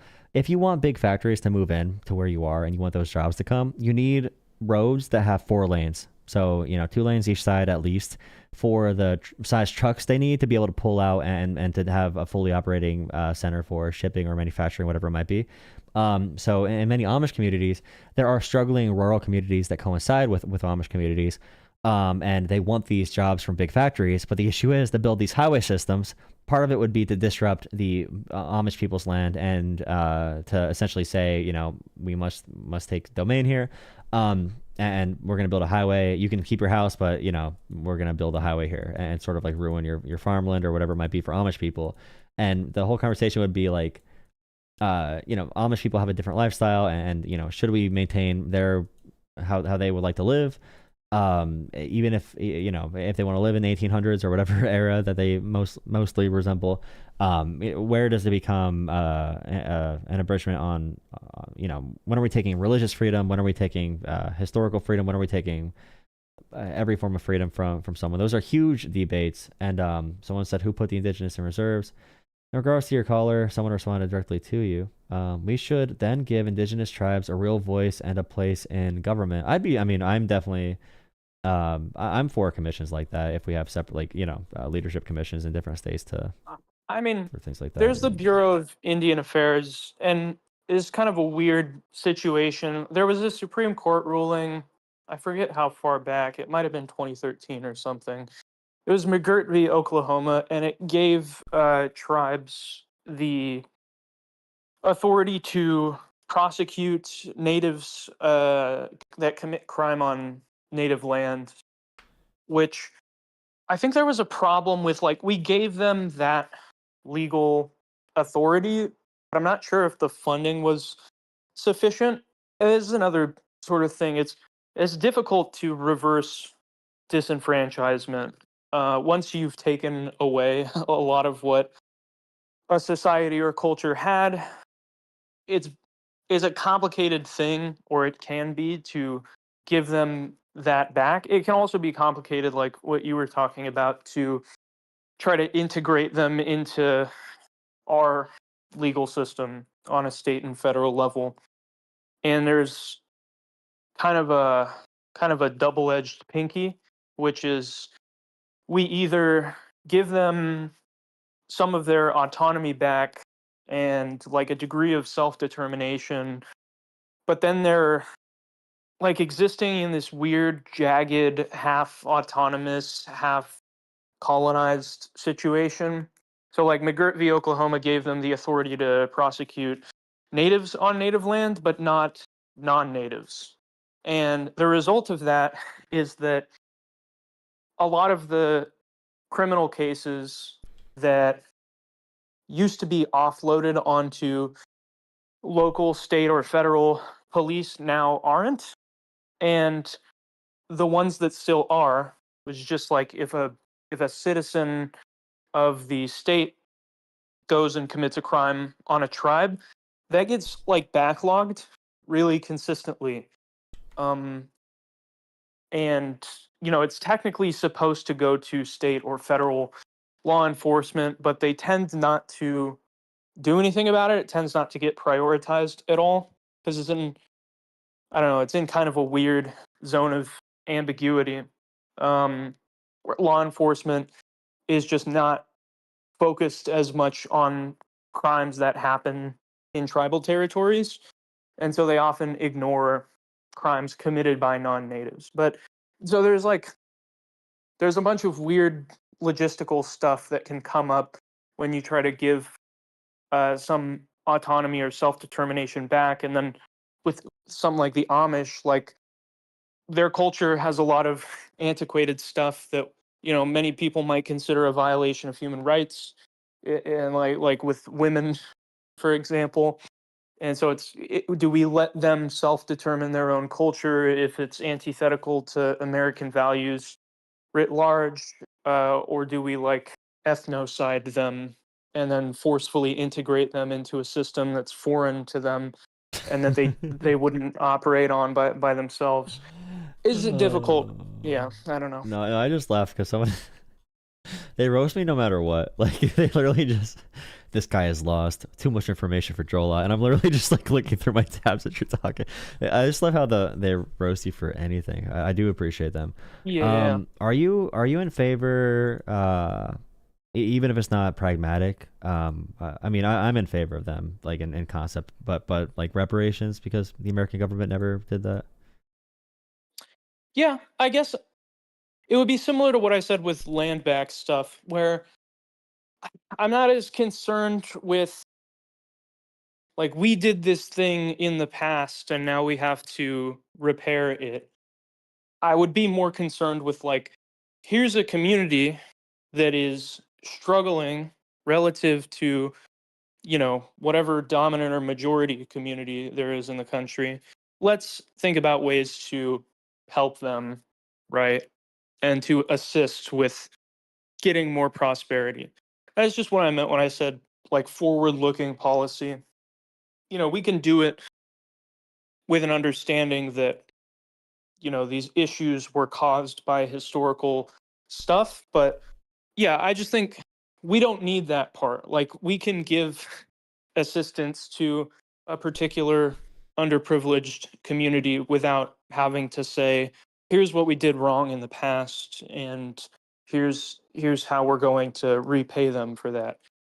So I don't know. I guess my main factors are definitely like right now, and I do strongly hold this belief because I've experienced it so directly. But I do believe, I don't want to use the word corporate or whatever the word is that progressives typically use, because I think this is a real thing, and I don't want to drown it out with any of the normal buzzwords. But the idea that the consultant, that's another amazing word, but whatever the class is that makes decisions on how we approach things like microaggressions and diversity trainings. Have you seen, by the way, just really quick, have you seen the Dean Super PAC drama stuff where they kicked out the one girl for saying something like that's a microaggression or something? I saw a couple clips of it. I saw some differing descriptions of what actually happened, but I didn't look into it. Oh god, yeah, it's interesting. I feel like the conversation was really directed towards microaggressions. One, because it's easier; you don't have to move money around. It's something people can control in front of them. Same thing with like pronouns or protest. It's good. It feels good to control something in front of you, especially for really daunting systemic issues that you can't solve yourself.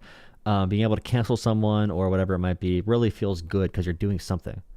You're not being forced to do literally nothing. So I do believe that many people focus on those things because they don't see the clear route, and they don't want to do that long, hard battle for it. And they don't see like the civil rights movement as a culmination of hundreds of years of activism. They see it as like the 5 years where MLK marched or whatever. And that's even degrading to the years that MLK spent organizing. But yeah, that focus on race and the race part is really challenging, because if the organizers for the leftists and progressives and liberals only have such a small window of a concept to understand this, then I'm never going to get the entire society to want to move economic resources around, specifically targeting race. So you'd have to target it in like urban stimulus, and by urban, you mean we're going to target these areas that were forced to be ghettos, but with redlining and stuff like that. And that's the only way I can pragmatically get it done. Although I do support reparations, because our government never paid back to black people for doing what we did to black people for so long. Yeah, that is an interesting point. The microaggression conversations, it is kind of like owning the libs, but it's the libs owning the libs. It's like this weird rhetorical, like we're pointing out a problem, and it gives this illusion of a win, and it can give you the same satisfaction as if you had reached a certain policy goal without having actually done anything to help anyone. Someone said, "What did you do to the black people?" It's not about us; it's about the U.S. government. What the U.S. government did to black people. Speak for yourself. I personally have done no, no, and it's not. Don't like white people who are alive today should not be blamed for slavery unless they actively condone it or justify it. But it's not about, and this is another reason, like looking forward and just addressing disparities or inequalities that exist today is maybe a better way to message about it or think about it. Is like it's not about blaming someone. It's just about identifying a problem and identifying ways to address that. Oh, one big point, a huge point right now. I've been focusing a lot on elections because obviously I do a lot of work around those.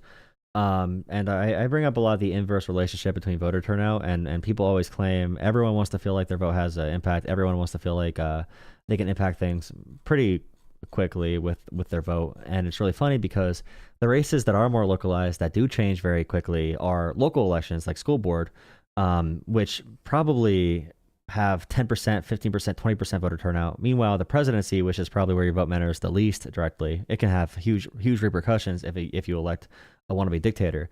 But as far as like quick results, that's where you see the least amount of really quick results usually. You know, in terms of your local community, there's other things that can happen in the world, obviously. But yeah, people don't vote for the local elections. But if I was for reparations, for example, wait, someone said the black people have more. Wait, the black people now have more opportunity than indigenous. Okay, we're not pitting like what like what? I mean, oh man, jeez. Well, okay, you're okay. I guess they goes retracted to the show message. I would rather be enslaved for 400 years than mostly killed. Well, that's yeah. I mean, we can't really compete there. Okay, the main point was with if you're for any progressive cause or reparations or whatever, if you do not vote for school board elections, I don't care what age you are, I don't care if you pay property taxes or whatever, and young people right now in America, if young people voted at any normal rate for school board elections, they could change this country overnight. Okay, with one school board election with young people fully committing, that will change the entire education base for the entire country. And that's going to be what really uproots this system, is if the young people start to believe Nazi stuff like in Oklahoma. So if you want people to know about reparations or about taxing the wealthy or ways to do that, or the benefits of Medicaid or whatever, if you want to share memes that are basically little peer group study sessions or whatever, the graduate level peer group study sessions, whatever you want to call it. If you want to share those memes and have them be successful, vote for your damn school board elections. I'm sick of hearing people say democracy doesn't work when they don't freaking do it right. They don't do it at all. And you can really change the entire country. And if they don't understand this stuff, it's never going to go that direction. But you can fund education. Fund education all the time. Education can save freedom. Education is literally everything. I am getting radicalized and supporting teachers, which is a good thing. But yeah. That is, it's like Ozempic for politics. I don't know. This is the main issue, I think, and it's been exacerbated in the last 9 years, but it's probably always been an issue where we really don't. We want to see federal stuff happen instead of local stuff, because we want this idea of the country undergoing a change, even though you don't live in the country as much as you live in your state or your city or your town. But that's not fun, and you can't see like several million view videos of Piers Morgan bringing on, your favorite WWE brain wrestlers talking about like local school board elections. And so with the microaggression thing too, and this whole rhetoric and rhetorical wins over actual policy change, it's like, yeah, most people, especially young people, but most people probably in general, don't really engage in politics for the right reasons, quote unquote. It's kind of like a sport. It's kind of like a fun social media thing to engage in. You get to pick a team and you get to watch people battle it out in favor of your team. And it's this weird amorphous hyper real thing about feeling mentally and ideologically superior. As obviously it's not about making real change. If it was, the presidential administration would look very different than how it actually does. So. It's messy. It's always smash, like, subscribe. It's never go vote, you dumb Zoomer. Too many smash, like, subscribes. True. I might hop on. I don't know if I want to do this. It's I don't know what time they're on till, but Tom Foolery is hosting a debate panel on Ethan versus Hassan on Israel Palestine. I did not watch it. I did not watch it. This is the most pressing, important issue for us to address. The only way it's an important issue is that Hassan and Ethan had a combined 250,000 viewers, and probably millions of people have seen it. And I met many people in college that are definitely Hassan viewers, and I just know the effect he has on people, and it's not good. Yeah. Well, go on it if you want. I will say there was a thing that one of the staff of the H3 podcast or the studio people said right after the conversation ended, which was Ethan was asking how he did, if he got cooked or whatever. And one of the people, it was either like AB or Dan or someone like that, was like, I think both of you got the clips you wanted, which is true. There were moments where both of them looked really stupid, stun locked, as the kids say, and there were moments where both of them kind of looked like they won on a certain point. But the whole thing was just, it's more about them as people than anything related to Israel Palestine, which is sad. Yeah, I feel like the rhetorical tactic from the left here as well. I think many people agree that Netanyahu should be in the same category as Putin or close. But very few people agree with demonizing the whole of Israel. And I think focusing on Netanyahu as a figure can really cut off the head of the issue, especially for Israelis that don't like Netanyahu, because many of them really hate the government. They think they're used, the civilians are used as political fodder. Whenever they don't protect civilians, so they could use that justification for attacks. That's what many people protest over, not being safe and also doing offensive that will lead to more violence as more people become radicalized. And oh god, any conversation where someone is very hyper focused on excusing well-known atrocities from either Hamas or the Israeli government is just a dead conversation. Hassan, the support he has for, or lying about Nelson Mandela being okay with us targeting civilians over and over and over again is very treacherous. And it's this weird. It's this weird one-sided kind of boys will be boys way of talking about things, where pro-Israel people will be like, what do you like? Come on, they couldn't help but to bomb several hospitals. It's just like Hamas struck first. Israelis will be Israelis, or bro, they're freedom fighters. They're fighting a genocide. You're just gonna, rapists will be rapists. Hamas will be Hamas. And then the people that will say each of those things respectively will be completely dumbfounded when it comes to trying to understand or in some sense empathize with whatever side they don't support. It's very, I don't know. Israel Palestine. Yeah, Corey. It's a rough. Corey said, "Oh, thank you for $10 on Venmo, Corey. Thank you so much for that donation." Corey is a big donator to the channel. And Corey donated $2 saying, "Actually curious, why don't you like Hassan?" I gotta be careful. I don't want to burn any bridges. We love Hassan Picker. We love Kank. I hate Hassan? Every person I know that watches Hassan stops voting.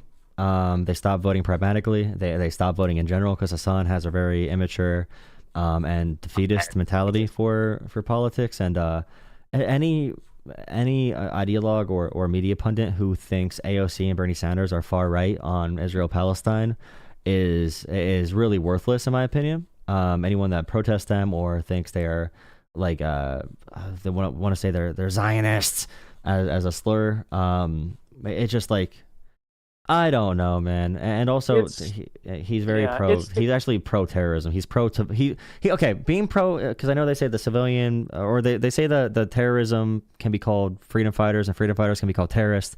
If you support freedom fighters who target civilians purposely and do mass purposely just go and do violent sexual abuse of civilians, that is very different from freedom fighters that are like Mandela, for example. That's very different things. If Hassan cannot criticize what he views as the freedom fighting force being Hamas, as being brutal and violent and targeting civilians with heinous crimes with no intention, no goal for why those crimes are going to lead to freedom, actually it's going to hurt Palestinians more. That's why Palestinians hate Hamas, and especially American Palestinians hate Hamas, because they know Hamas and their actions bring hellfire upon Palestine even more so.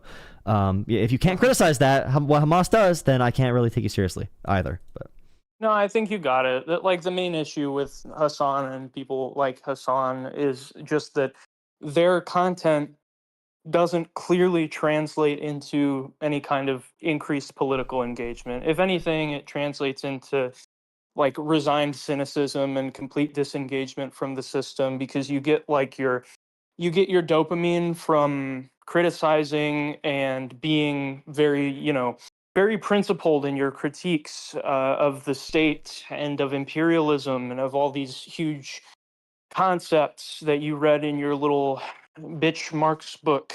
Sorry, I love you, Carl. But and it's just, that's again the main issue, is that you can do nothing to help the country or the state that you live in or the city that you live in while feeling like you did something, and creators like Hassan do just that.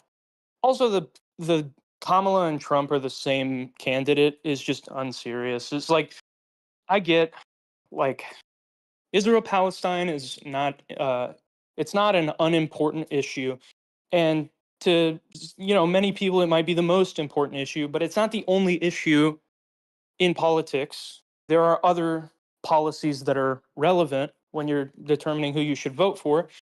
And so even if Kamala and Trump would be the exact same on Israel Palestine, which I don't believe there's reason to believe, there are still other policies you should consider. And it's very, very obvious to anyone on the left who's read anything in recent months that there are many policies Kamala would have been way better on than Trump. Corey is actually, Corey said he actually hates Hassan. He just likes hearing Hassan slander, so he wanted to know why I did not like Hassan too. Okay, now that's my guy. That's my guy. The whole Kamala thing. So if you like, it's very simple stuff. But we go over this for my public policy stuff through school. But just studying policy windows, and policy windows are basically the window of opportunity for pushing new policies, and those windows open up for different reasons. So like Trump opened up an immigration policy window. You could argue Obama opened up a healthcare policy window. You can actually argue Bernie did that too, and that's why everyone ran on Medicare for all for a while, because he opened up that policy window. When it comes to Israel Palestine, the real travesty and tragedy actually of Harris not winning is, if you don't understand politicians and how politicians act as utilities in a system, you would not understand this if you personalize it and you make it really emotional. But the policy window for being anti-Israel is opening up huge right now. The favorability numbers for Israel are crashing. Some of those numbers are for bad reasons, so anti-Semitism, but a large portion of those numbers, especially among Democratic voters, are because of the Israeli government, and also because of Trump and his relation to Netanyahu. So Trump being so unpopular is going to drag down Israel's popularity, and now they're detaining random college students and putting them in unmarked vehicles and using the full power of the American state to deem people unworthy of being in America, even if they're here legally, and violently detaining them just because they say something anti-Israel or pro-Palestine. If Harris was in position to be president right now, a lot of these policy windows would be opening up largely for activism and activists who actually push her in a direction for the policies they would support more. But they wanted to purity test it and say we need you to call for exactly what we want now.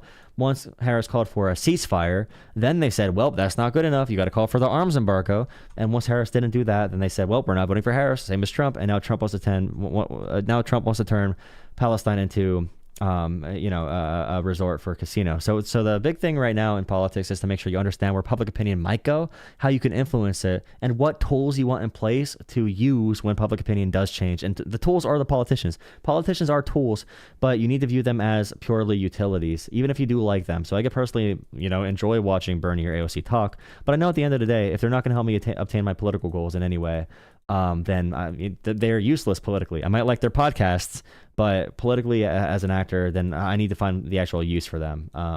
But it is a tragedy. It actually is, especially with Israel targeting so many aid ships and everything right now, with very absurd reasoning and lying very blatantly. There's a huge window to pause aid, for example. You could even you even could have said, with the anti-Netanyahu wave, even very pro-Israel politicians are going to say, some of them say Netanyahu should not be there anymore. You could even condition aid on the fact of Israel running elections or something. Like, you could have done something like that, which would have done huge political change in Israel. So we lost the opportunity to do any policy change there, which sadly I don't think anyone's ever gonna consider any point I just made there. But it's whatever. Yeah. Well, no, it's like Kamala would have just done what the mainstream institutional left wants.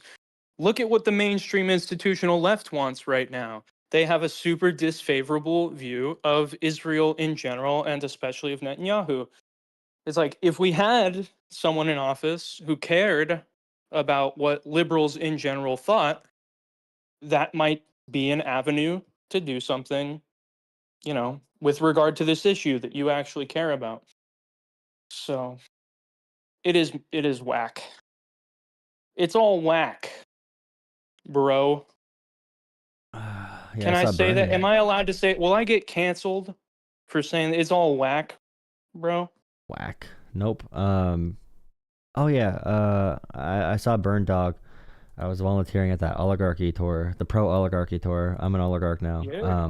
He really is a good speaker. I think studying his cadence and when he digs into certain words, he says, like he delivered one line, and I also heard this guy Chris DeLuzio, who's a congressperson from Pennsylvania, and he was really good in person. But the way Bernie gathers his sentences, and he says things like in a rap.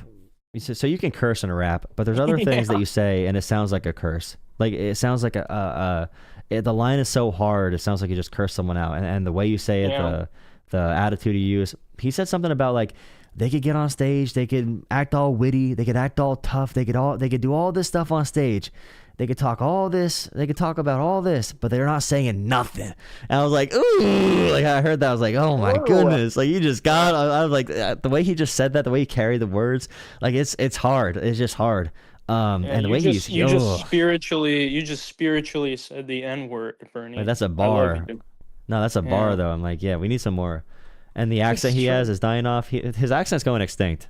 Actually, is that like Brooklyn Jewish accent? Yes. Like, yeah. Yeah.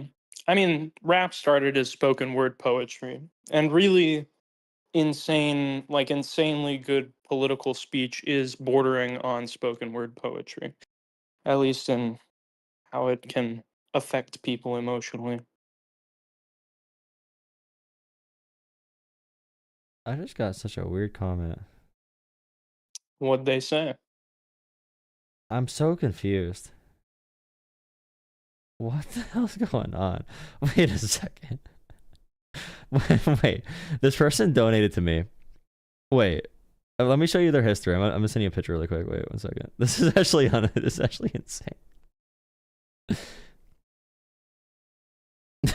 What? Did you DM it to a different version of me? No, I just took a screenshot now. Okay. I don't want to say this out loud, man. I'm number 3 now, by the way. They keep getting me. I just sent it to your other account. That's crazy. You even just said that. Oh, did I? No, I think I sent to your right one, your new one. Look what this person just donated to me. Thank you for the $10 donation. But I'm really confused about what you just said to me.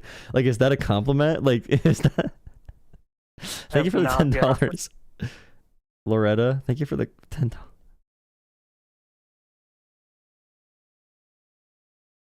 That's a wild donation. Did you not get it yet? Oh, I just did.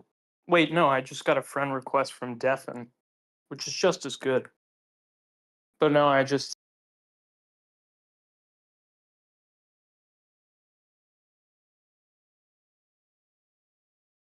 Interesting. I don't know why you didn't get that.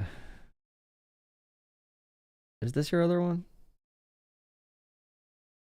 No, because you said septic tank on this one.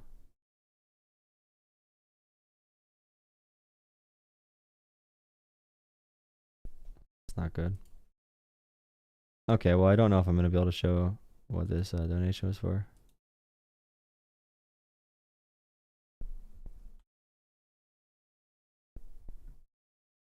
Whatever.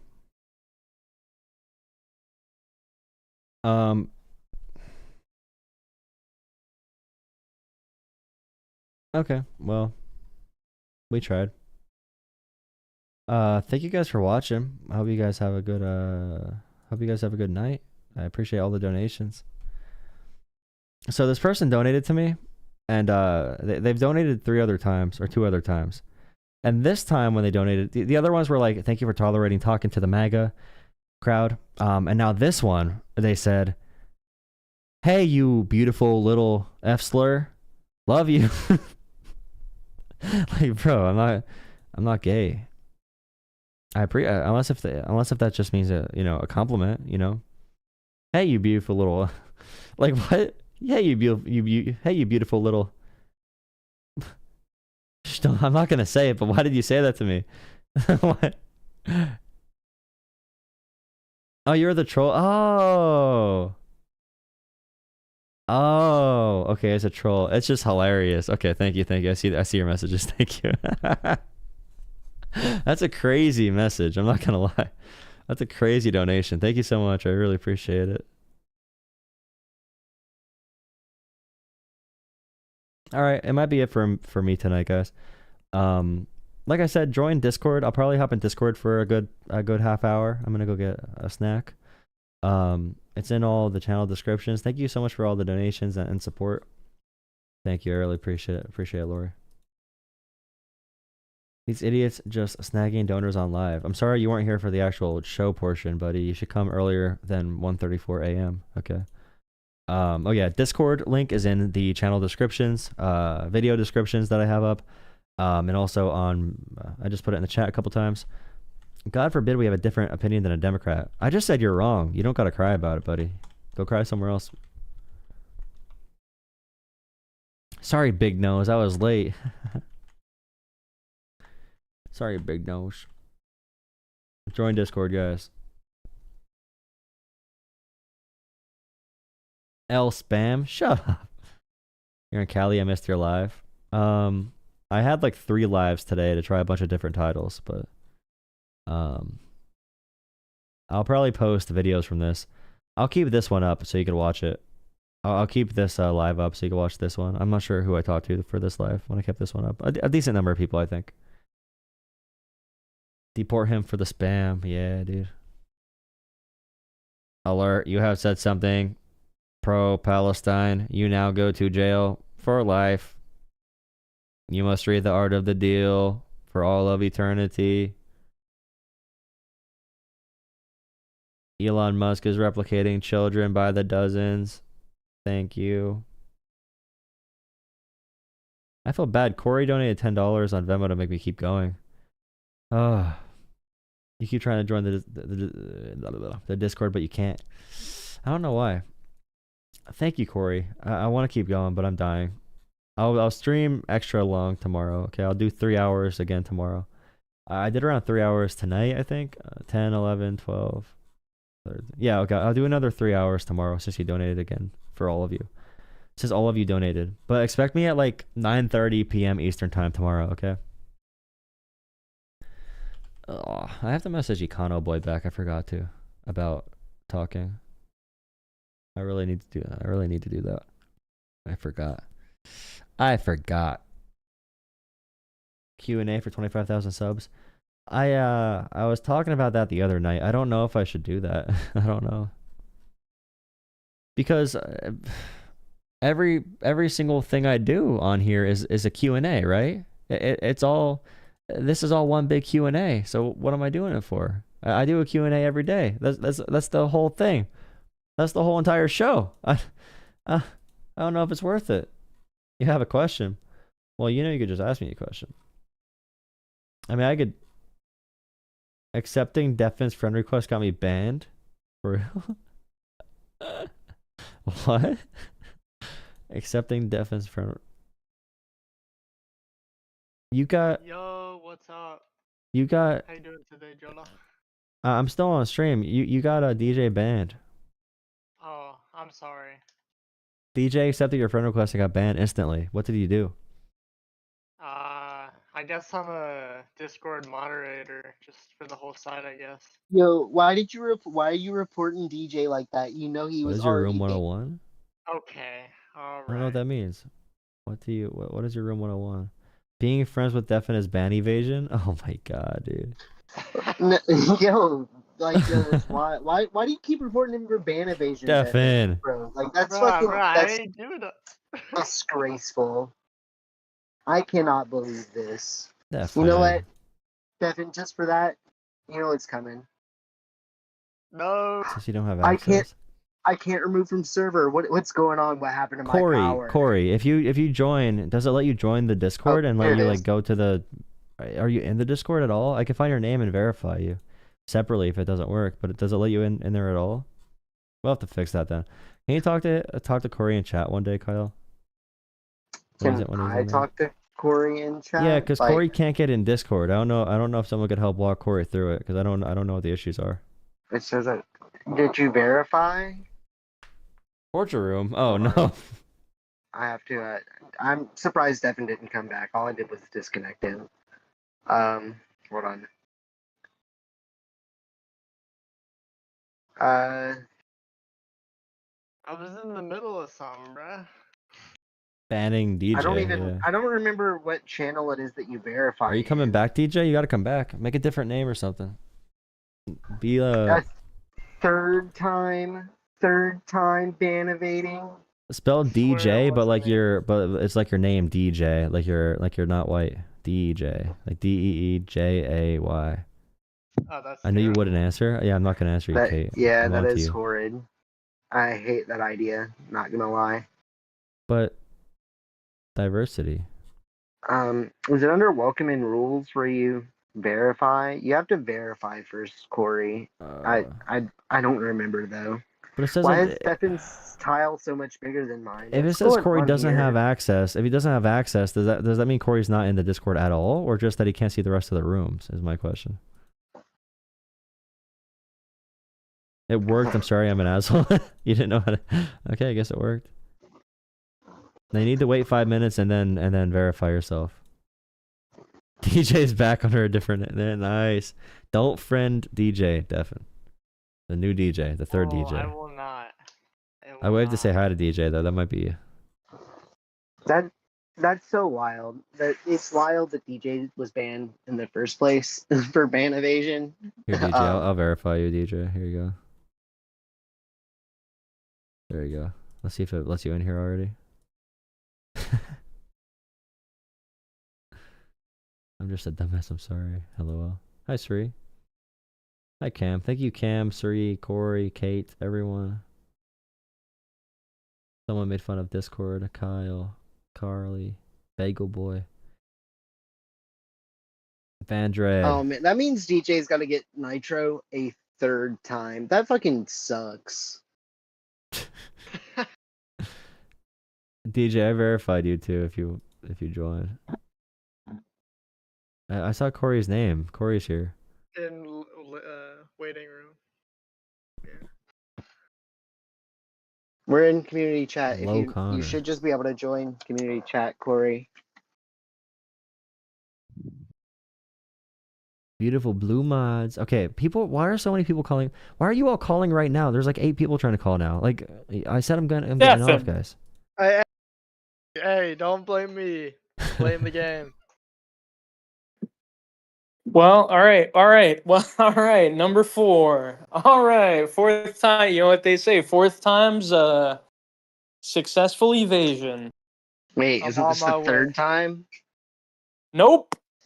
It happened again. No, so you have to pay for Nitro a 4th time, bro. No, I'm done. I'm done with Nitro. I'm done with it. I'm done. It's over. I'm not giving any. You know what? You use a VPN, don't you? Well, yeah. I wonder if someone got banned on that VPN. Nope. No. I looked it up. Essentially, whatever it is, like somehow they can track some stuff through a VPN. Basically. Oh, wait a second. I'll be right. What's this? Oh wait.